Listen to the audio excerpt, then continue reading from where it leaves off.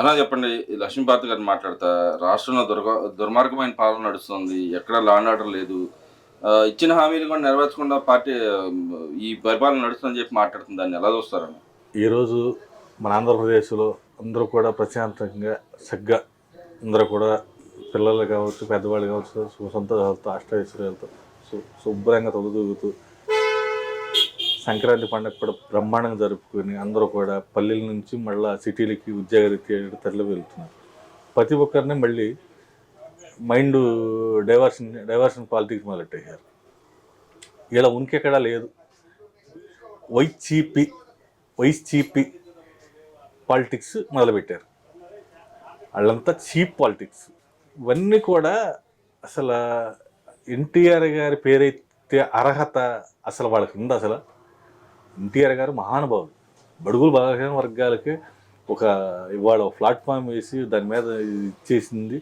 ఇవాళ ఎంతోమందికి బడుగు బలహీన వర్గాలకి రాజ్యాధికారం కట్టబెట్టిన వ్యక్తి నారా చంద్రబాబు నాయుడు గారు కావచ్చు, ఎన్టీఆర్ గారు. మొదటి నుంచి ఎన్టీఆర్ గారు అసలు రిజర్వేషన్ పెట్టింది ఎన్టీఆర్ గారు. మహిళలకు రిజర్వేషన్ పెట్టింది ఎన్టీఆర్ గారు. ఆస్తిలో కూడా సమాన వాటా ఇచ్చింది ఎన్టీఆర్ గారు.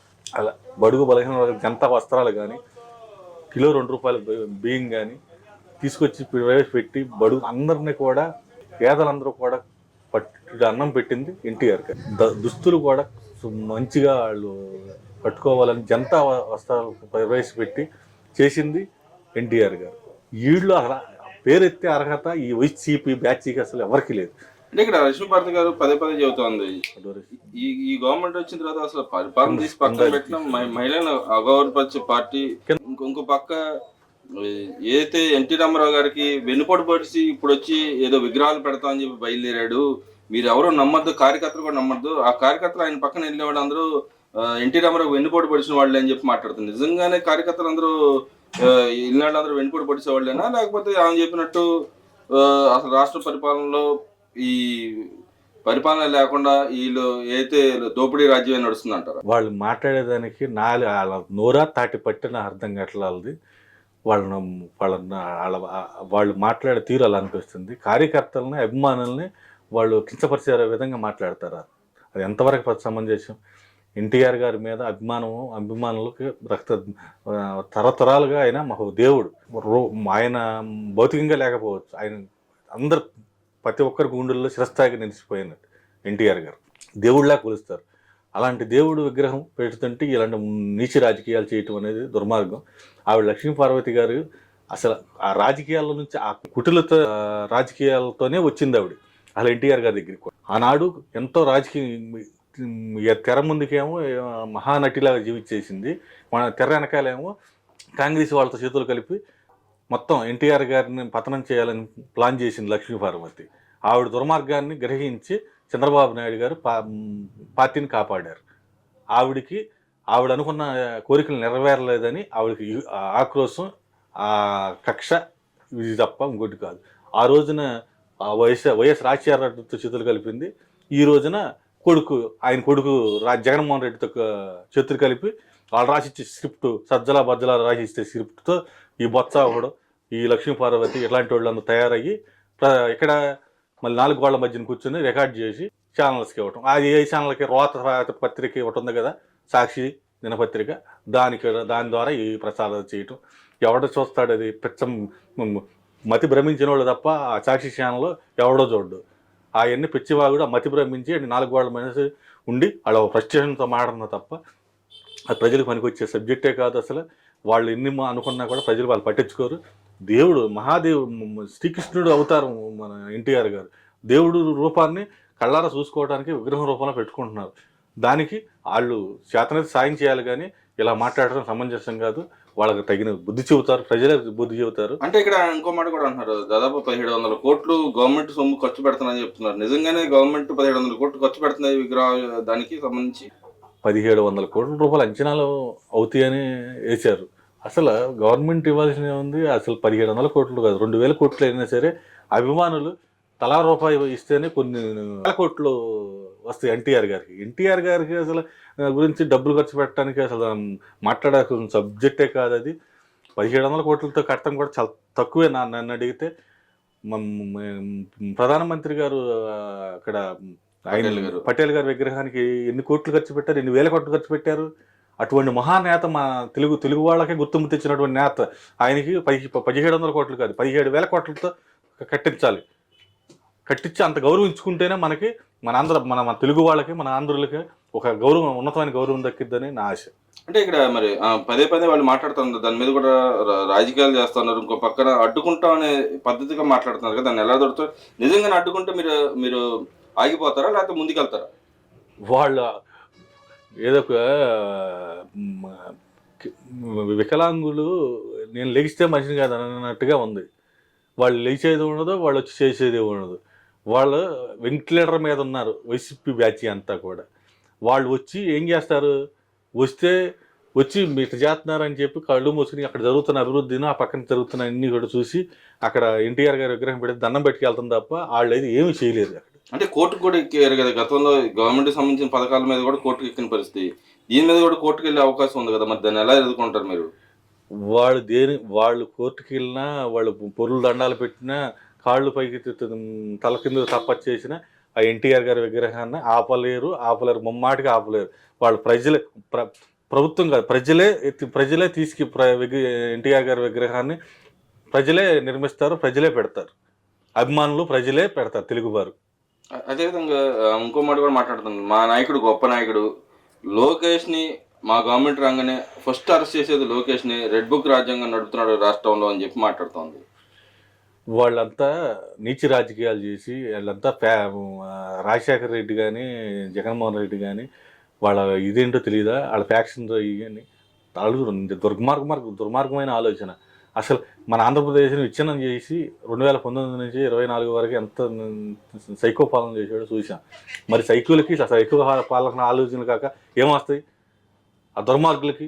ఎవడు ఫనాట్ చేసుకుంటే వాళ్ళ నారా చంద్రబాబు నాయుడు గారు కానీ, లోకేష్ గారు కానీ, పవన్ కళ్యాణ్ గారు కానీ మన రాష్ట్రం అభివృద్ధి చెందాలని చెప్పి కేంద్రంతో సైక్యతో అటు నరేంద్ర మోదీ గారి నాయకత్వంలో విదేశాలకు వెళ్ళి ఎంతోమందిని వ్యాపారవేత్తలని, విద్యావేత్తలని, కంపెనీలు పెట్టేవాళ్ళని రాండి మా ఆంధ్రప్రదేశ్కి, మీకు అన్ని భరోసా కల్పిస్తాం, మా యువతకి, మా భవిత మా తరతరాల బిడ్డలకి ఉద్యోగ భద్రత కావాలి, వ్యాపారాలు కావాలి, మీరు వచ్చి మా ఆంధ్రప్రదేశ్లో వ్యాపారాలు చేయండి, మా రాష్ట్రం అభివృద్ధి చేయండి అని చెప్పి వీళ్ళంతా వెళ్ళి అక్కడ వ్యాపారాలు చేసే వాళ్ళని తీసుకొచ్చి మన ఆంధ్రప్రదేశ్లో కంపెనీలు పెట్టేయాలని చూస్తుంటే వీళ్ళేమో నేను వస్తే అరెస్ట్ చేస్తాను, నేను వస్తే చంపుతాను, రెప గొడ్డల్లో కత్తులు ఉచ్చుకుని ఏ రంగం చేయటం ఏంటండి ఇది? ఏం సంస్కృతిని చెప్తారు? ఇంకా అట్లా చేయమంటే పోయినసారి నీకు 175కి 11 సీట్లు ఇచ్చారు, ఆ 11 కూడా రావు. ఇలా చేస్తే జగన్మోహన్ రెడ్డి ఇంట్లో నుంచి బయటకు కూడా రాడు. ఈ సంస్కృతి మానుకోకపోతే వైసీపీ బ్యాచ్ అంతా కూడా మన ఆంధ్రప్రదేశ్ నుంచి తరిమి కొట్టే రోజులు దగ్గరలోనే ఉండి వాళ్ళ తీరు మార్చుకోకపోతే ఖచ్చితంగా అదే జరిగింది. అంటే ఈ గవర్నమెంట్ వచ్చిన తర్వాత దళితుల మీద, పేదల మీద దాడులు ఎక్కువ చేస్తున్నాడు. నిన్నగా మొన్న ఏదైతే జరిగిందో దానిలో కూడా గవర్నమెంట్ ప్రమేయం ఉందని చెప్పి మాట్లాడుతున్నారు, దానికి ఏం చెప్తారు? ఎవరెవరో చిన్న విషయాలకు కూడా గవర్నమెంట్ మీద పడితే అలకలాగా కార్ డ్రైవర్ని తీసుకొచ్చాము, డోర్ డెలివరీ చేయలే. ఒక మాస్క్ అడిగిన పాపానికి సుధాకర్ డాక్టర్ గారిని పిచ్చోని చేసి చంపేశారు. అంత దుర్మార్గంగా ఎవరు ఏం చేయలేదుగా. ఆ అపంసపం ఎరిగిన పిల్లాడు 10th క్లాస్ చదువుకునే విద్యార్థి బాపట్ల జిల్లాలో వాడిని నిర్దాక్షిణ్యంగా పెట్రోల్ పోసి తగలబెట్టేశారు. అంతకంటే దుర్మార్గమైన మనం ఇప్పుడు చూసాము ఈ మధ్యలో కాలంలో ఎక్కడన్నా. గతంలో 2019 నుంచి 24 మధ్యన ఎన్ని అరాచకాలు చేశారు, అంతమందిని చంపేశారు. ఎస్సీ, ఎస్టీ, బీసీ, మైనారిటీ వర్గాల పిల్లలు, యువతను కావచ్చు, పెద్దవాళ్ళని కావచ్చు, ఎంతమంది తోటా చంద్రయ్యని జై వైసీపీ అని జై జగన్మోహన్ రెడ్డి అన్నందుకు, జై తెలుగుదేశం అన్నందుకు పేక కోసి చంపేశారు నడి రోడ్డు మీద. మీడియా అంతా చూడలేదా? బాబు ప్రపంచం అంతా చూడలేదా వాళ్ళు చేసిన అక్రమాలకు? ఎలక్షన్ మరి ఈ గవర్నమెంట్ చేస్తున్నారు, ఎందుకు పదే చెబుతున్నారు? ఏం చేశారని? ఈ గవర్నమెంట్ ఏం చేసిందని ఎవడ పనాడు చేసుకుంటూ గత పాలకులు చేసిన సంస్కృతి మనకొద్దు, అదంతా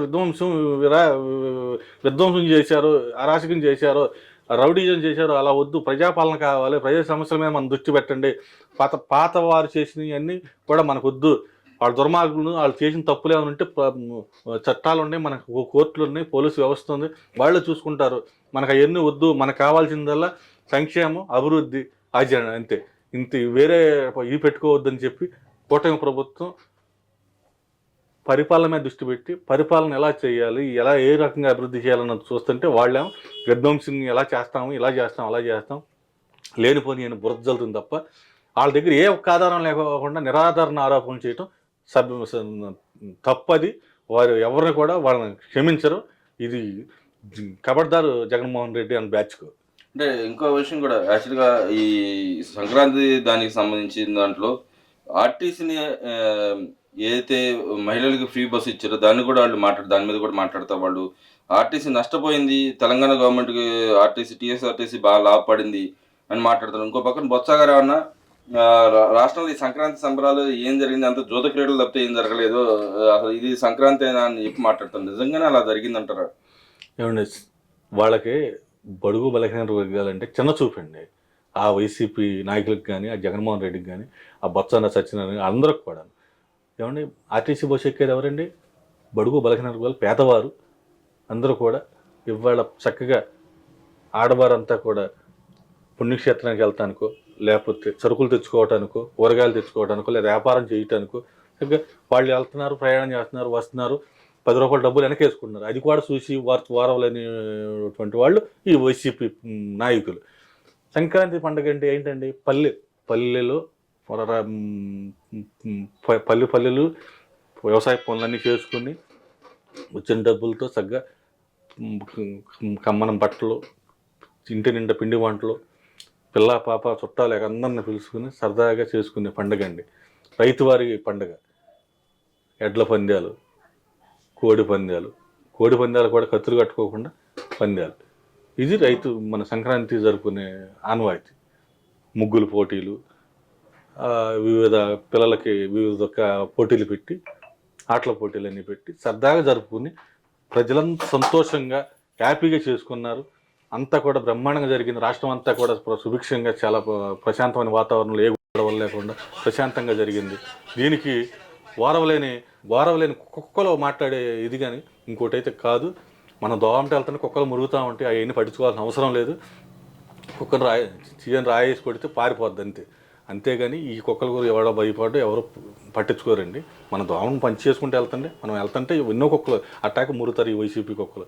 అంతేగాని వాళ్ళకి ఏరే పని పాట లేక మేము కూడా ఇంత ప్రశాంత వాతావరణంలో ప్రభుత్వం బాగా చేసింది, ఎన్డీఏ కూటమి పాలనలో ఇంత ప్రశాంతంగా శుభ్రంగా పండుగ జరుపుకోవటం వాళ్ళకి ఇష్టం లేక వాళ్ళ కళ్ళు నిప్పులు కలుపుతూ ఏదైనా మాట్లాడటం తప్ప ఇంకోటి అయితే కాదు.